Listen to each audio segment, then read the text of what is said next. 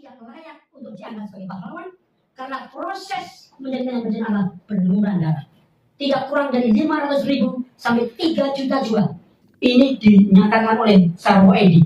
Ya, Sarwoedi adalah tangan kanan Soeharto, komandan RPK yang dibahas untuk menghancurkan PKI dan seluruh Sumatera, Jawa, Bali. Ya.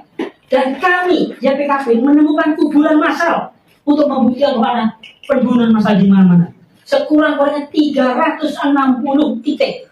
Terakhir saya menemukan di Bali, ya, kemudian di Blitar, di Ngerjo, di Luwu Tikus, ya, di Karangasem, di Kampung Kapal. Dan itu saya tahu sendiri dengan mata menyantik karena berdasarkan kesaksian para korban yang di situ. Ya. Jadi ini bukan omong-omong, bukan omong kosong. Karena proses kenaikannya Soeharto penuh berlumuran darah, yaitu membunuh orang-orang yang tidak berdosa, tidak bersalah, dan sampai hari ini kami para menentang tidak pernah diadili. Saya temukan di daerah Pemalang ada 40 wanita perempuan anggota Legra dan Gerwani itu mengalami persekusi pelecehan seksual 4 bulan berturut-turut, ya, oleh orang-orang yang Pak Harto itu adalah orang yang memang dianggap penyelamat terhadap bangsa ini. Jadi Pak Harto itu orang baik, orang tahu diri itu. Nggak mau saya. Tahun 67 dipaksa. Bung Karno nggak mau bubarkan PKI. Kalau mau jadi presiden ya presiden, tapi PKI tetap jalan. Akhirnya apa Pak Harto? Kalau gitu ya kita pilih presiden yang baru terpaksa. Siapa? Pak Harto bilang Nasution. Itu jenderal paling senior, kata Pak Harto pada waktu itu. Nasution bilang, Harto, saya ini orang Batak. Orang Batak nggak bisa jadi presiden di Indonesia. Harus orang Jawa. Dan orang Jawa itu sekarang kamu.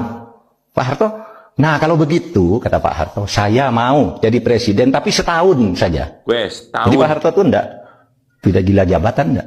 Saya mau setahun. Oleh sebab itu TAP MPRS tahun 67 itu mengangkat Presiden Soeharto selama 1 tahun dan ditugasi untuk menyiapkan pemilu tahun 1968.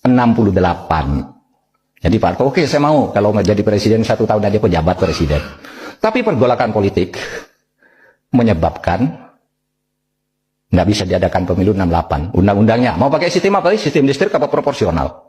Partainya apa saja? Apa partai tahun 55? Itu ada PKI-nya, kemudian ada perorangan.